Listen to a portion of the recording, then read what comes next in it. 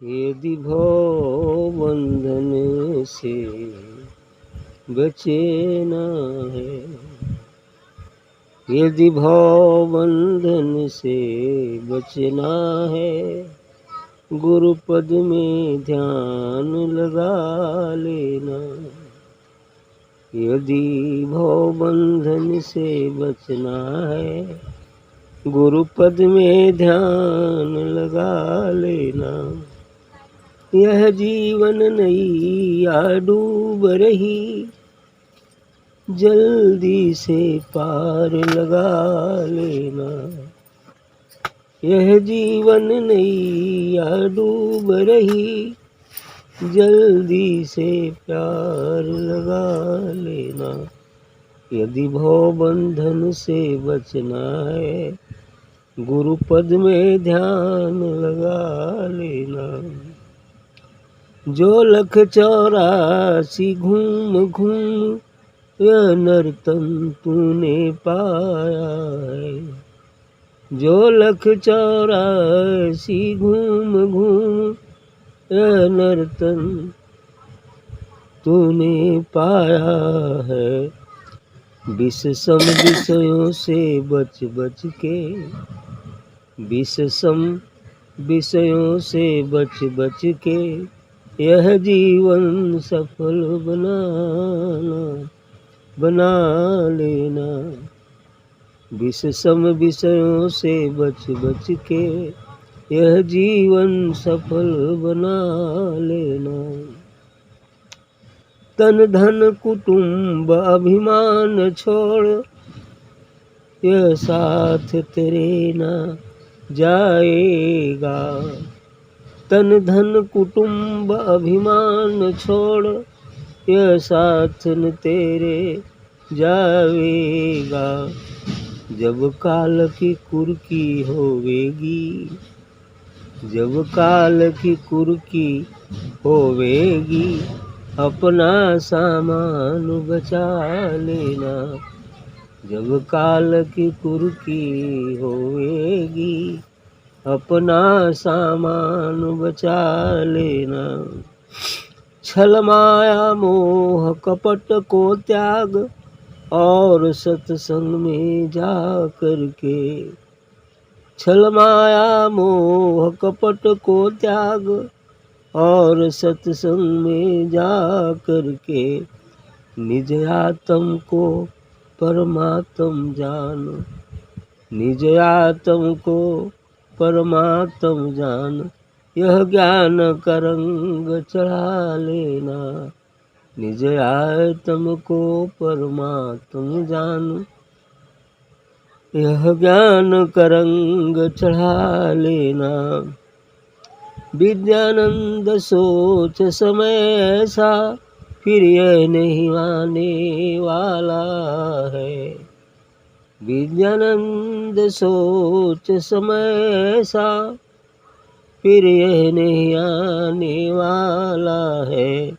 बस यही परम पुरुषार्थ है, बस यही परम पुरुषार्थ है। जीते जी मुक्ति कमा लेना। बस यही परम पुरुषार्थ है, जीते जी मुक्ति कमा लेना।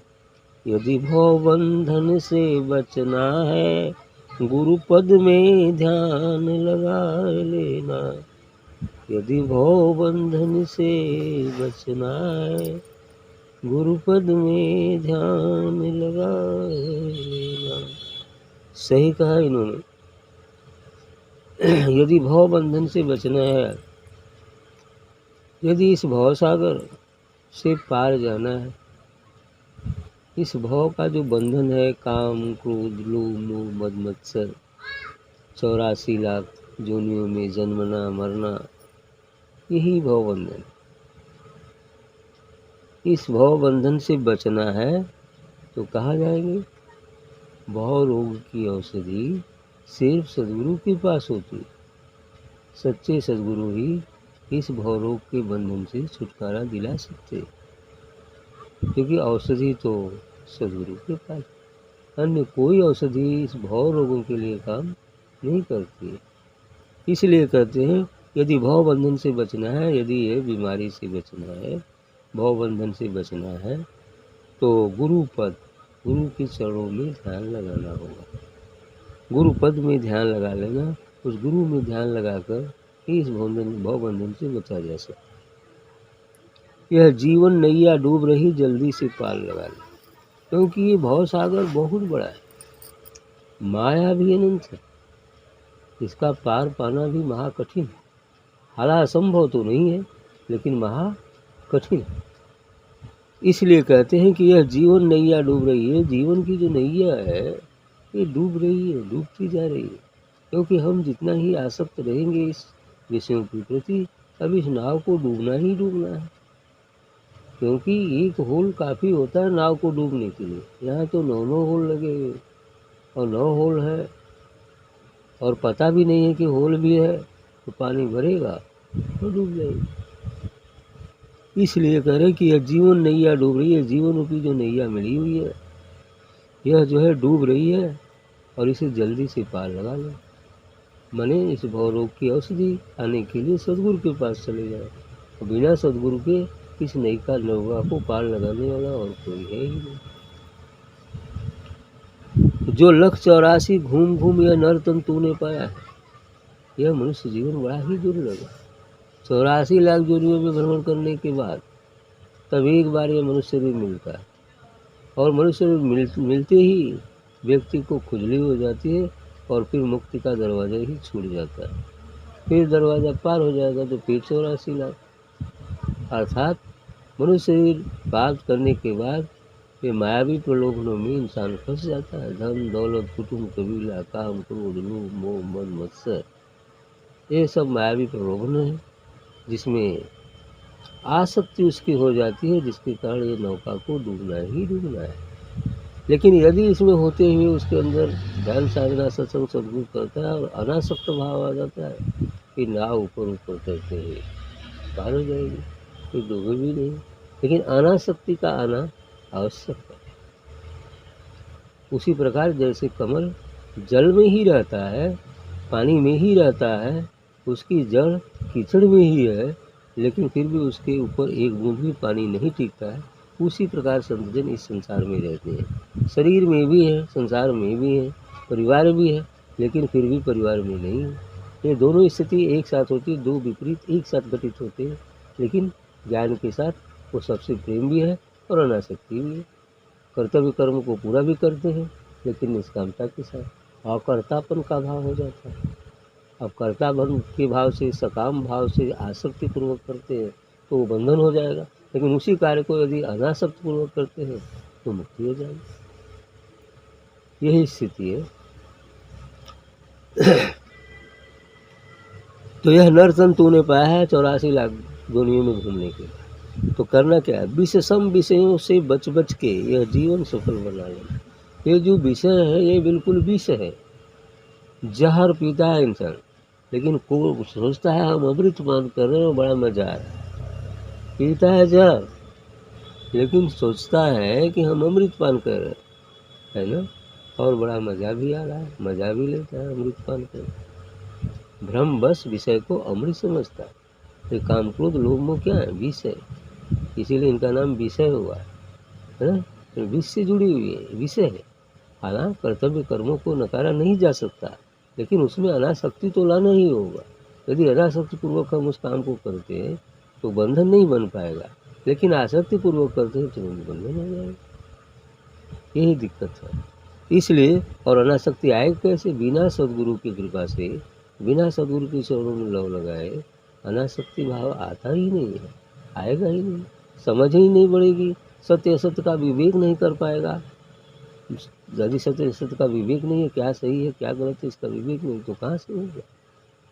ये चीज़ है। और सत्संग ही ऐसा है जो विवेक के पर्दों को खोलता है, तथा सत्य और असत्य का विवेक होता है ना। इस चीज़ से इसको समझते हुए संसार की असलियत को समझ लेने पर फिर कोई दिक्कत नहीं है, सब कुछ ठीक हो जाता है। उसमें अनासक्ति आ जाती है, अनासक्त भाव से सभी कर्तव्य कर्मों को करते हुए भी वो करता रहता है। ये स्थिति आने पर ही वो भवसागर से छूट सकता है। विषम विषयों से बच बच के यह जीवन सफल बना लेना। यदि विषयों से बच करके, क्योंकि ये विष समझ लिया जाए कि विषय विष हैं, और धीरे धीरे हम इसको शांत करते हैं सद्गुरु की कृपा से, उस अमृत रस से, उस अमृत पान से, धीरे धीरे तो ये विष शांत हो जाएगा, विषय शांत हो जाएगा, है ना। तो जीवन धीरे धीरे सफल होगा। जीवन सफल होने का मतलब यही है कि संसार के वैभव को जुटा लेना जीवन सफल होना नहीं है, बल्कि कर्तव्य कर्मों को पूरा करते हुए भी और अपने निज स्वरूप को प्राप्त हो जाना ही जीवन में सफल हो। लेकिन लोग क्या कहते हैं सचा जीवन, कोई यदि बहुत नौकरी लग गई, कोई सफल हो गया, कोई मकान 2-4 ठे बना रहता है सफल। अरे वो क्या सफलता है? वो सफलता है संसारी दृष्टिकोण से, वो भी ठीक है अपनी जगह, जो भाग्य में विधान में है वो तो होगा ही।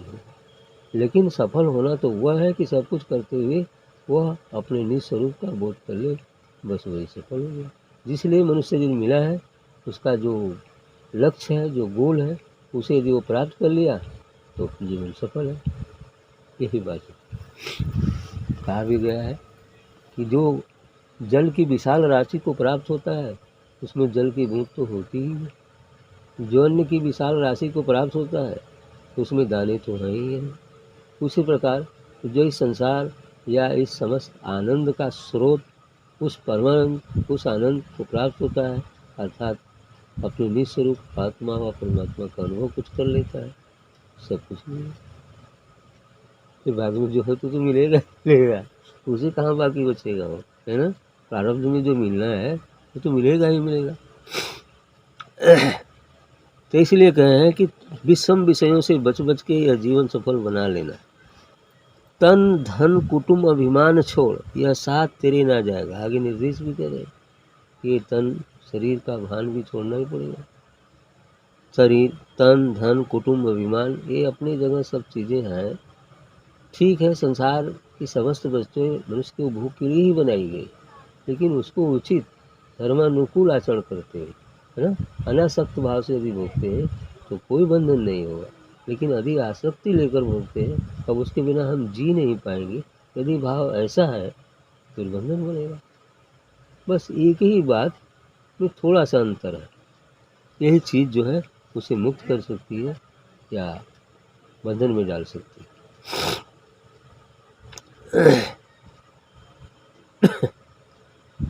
हाँ, यह साथ तेरे नहीं, क्योंकि ये साथ जाने वाला नहीं। ये शरीर, जिस शरीर में हम रह रहे हैं, ये शरीर भी साथ नहीं जाएगा।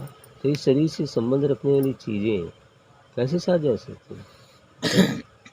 शरीर जिसमें होकर आदमी चलता है, फिरता है, बोलता है, सब कुछ करता है, ये तो भी छोड़ना है। फिर कैसे जाएगी? अन्य चीज़ें कैसे जाएंगी? अन्य चीज़ें नहीं जा सकती।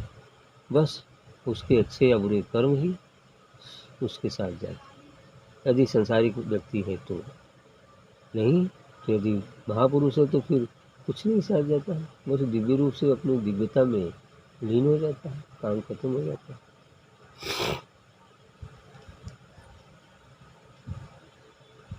जब काल की कुर्की होएगी, अपना सामान बचा लेना। तो जब काल की कुर्की हुई, यहाँ पर कुर्की जब होती है तो कोई अपराधी निकल जाता है तो उसे घर द्वार की कुर्की की जाती है कानून के हिसाब से। कुर्की में सब कुछ पीट पाट, कपड़ा मपड़ा, औजार जो भी रहता है कुल लेकर चले जाते हैं, है ना। लेकिन अब इसमें कह रहे हैं कि कुर्की जब काल की होगी तो वो भी तो आएगा, तो उजाड़ेगा, कुल शरीर में हटाएगा, घर उजाड़ेगा। तो अपन सामान बचा लेना, अर्थात आत्मा व्यवस्थित हो जाएगा, काम करते फिर काल नहीं ले पाएगा। अरे काल तो सूक्ष्म शरीर के साथ जीवात्मा को लेकर जाता है ना, आत्मा तो काल की पहुँच से बाहर है ना। वही सामान का बचाना है। जब हम आत्मस्वस्थ हो जाएंगे तो बच जाएंगे, काल से हो जाएंगे। शरीर तो उसका ही है, ले जाए, उसका लेना। अपना सामान बचा लेना, यही सामान को बचाने की बात कर रहे हैं। कौन सा सामान बचाना है ना। तो छल मोह माया, छल माया मोह कपट को त्याग और सत्संग में जा कर के, इसलिए कह रहे हैं कि जितना भी छल कपट माया मोह है, संसार के प्रति लगाव है, ये सबको थोड़ा अलग करके, उसे अलग हट करके और सत्संग में जाओ। क्योंकि बिन सत्संग विवेक न हो, बिना सत्संग के विवेक नहीं होता, और बिना विवेक के ये सत्य असत्य का भेद नहीं कर पाता है। और सत्य सत्य का भेद नहीं होगा तो उधर चलेगा कैसे? यही बात, इसलिए सत्संग जरूरी है। और सत्संग में जाकर के निज आत्म को परमात्मा जान। जब सत्संग में जाएंगे तो वह परमात्मा हमारे अंदर ही विराजमान है, वह आत्मा हमारे अंदर ही विराजमान है, लेकिन चूँकि उस पर आवरण पड़े होने के कारण वह जीवात्मा बन गई है। लेकिन ध्यान साधना सत्संग से जो उस पर का आवरण हटा दिया जाए, फिर अपने दिव्यता में आ जाएगी और फिर उसका मूल स्वरूप प्राप्त हो जाएगा, फिर बंधन से मुक्त हो जाएगी। कपट को त्याग, परमात्म जान, यह ज्ञान का रंग चढ़ा लेना, यही ज्ञान का रंग। जब हम अपने निज स्वरूप को प्राप्त हो जाते हैं तो ज्ञान मिलता है, लेकिन अभी परम ज्ञान शेष रह जाता है और वह आत्मा ही उसका ज्ञान प्राप्त कर सकती है। तो कई बार कहा गया कि साध हमारी आत्मा हम साधन के जी, साध मध्य हम यूँ बचे जो पैर मिलते थे। गुरु साहब ने कहा कि साध्य क्या है, मैंने अपने निज स्वरूप में अवस्थित हो जाना, यही साधना का लक्ष्य है, क्योंकि यही साध है अपने निज स्वरूप को प्राप्त होना। अब लेकिन निज स्वरूप को प्राप्त हुए तो अभी मात्र दूध हुए, जिस प्रकार दूध में घी छिपा होता है उसी प्रकार आत्मा में परमात्मा छिपा होता है। अब वहाँ से दृष्टाभाव साधना जागृत होती है और अजपा जाप के माध्यम से पुनः हम घी तक पहुँच जाते हैं। ठीक। विद्यानंद सोच समय ऐसा फिर यह नहीं आने वाला। विद्यानंद जी का कहना है कि ऐसा समय अर्थात ही मनुष्य जीवन जल्दी मिलने वाला नहीं है। इसलिए कहते हैं कि विद्यानंद सोच समय ऐसा फिर यह नहीं आने वाला है।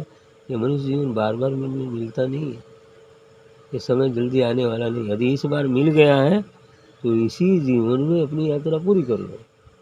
कह रहे हैं कि ये बस यही परम पुरुषार्थ है, जीते जी मुक्ति कमा लेगा। कि सबसे बड़ा पुरुषार्थ यदि दुनिया में कुछ है तो मनुष्य जीवन प्राप्त करने के बाद और जीते जी मर जाना, अर्थात जीवन में ही उस काल को मिटा देना, ताकि फिर जो जीवन प्राप्त होगा कभी मिटने वाला नहीं होगा, अर्थात वही मुक्त हो जाना। जीवन रहते जीवन मुक्त हो जाना ही सबसे बड़ा पुरुषार्थ। ठीक। जीती जी मुक्ति कमाए, जीती जी ही मुक्ति मिलनी है, मरने के बाद कोई मुक्ति नहीं, जो कुछ है सब जीती जी।